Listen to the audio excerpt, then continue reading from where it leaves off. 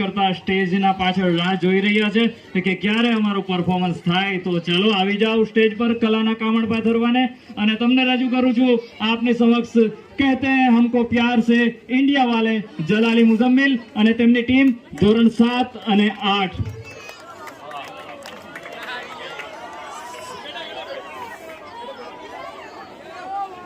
અક્ષર પ્રોગ્રામના અંદર એવા વિદ્યાર્થીઓનો સમાવેશ કરવામાં આવતો હોય છે કે જે દરેક બાબતોમાં ટેલેન્ટેડ હોય,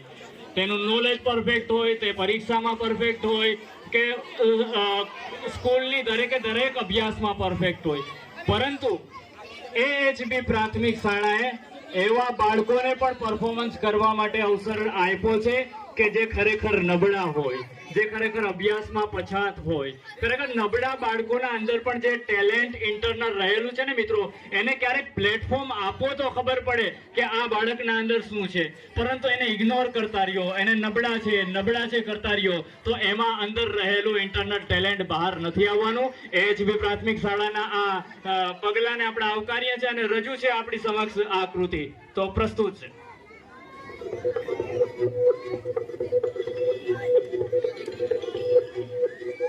કરતા સ્ટેજના પાછળ રાહ જોઈ રહ્યા છે કે ક્યારે અમારું પરફોર્મન્સ થાય। તો ચલો આવી જાઓ સ્ટેજ પર કલાના કામણ પાથરવાને અને તમને રજૂ કરું છું આપની સમક્ષ कहते हैं हमको प्यार से इंडिया वाले जलाली मुजम्मिल અને તેમની ટીમ ધોરણ 7 અને 8।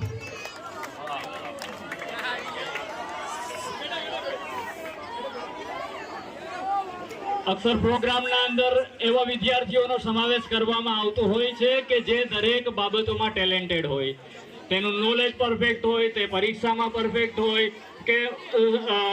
સ્કૂલની દરેક અભ્યાસમાં પરફેક્ટ હોય, પરંતુ એએચબી પ્રાથમિક શાળાએ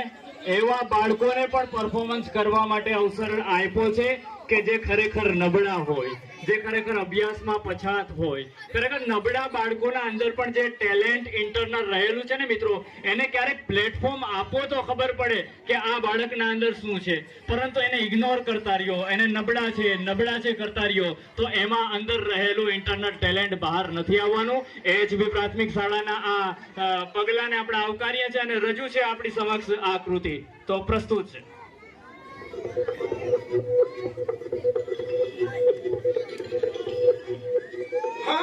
मारे या कोई मारे ना,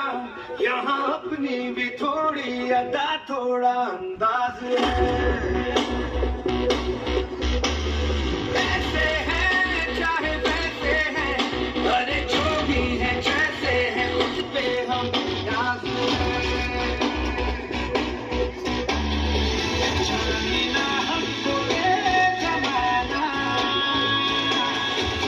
चाहो तो हमको आज़माना, हम कहते हैं हमको प्यार से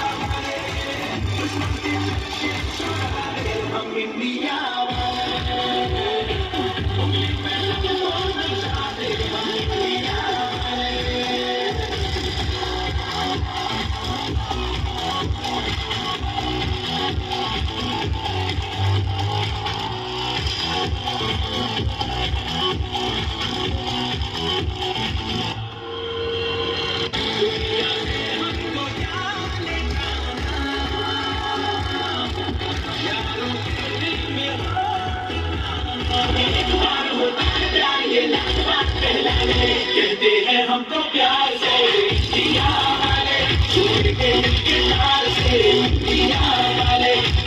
जीतने हार से दिया वाले दुश्मन के छक्के छुड़ा दे हम इंडिया वाले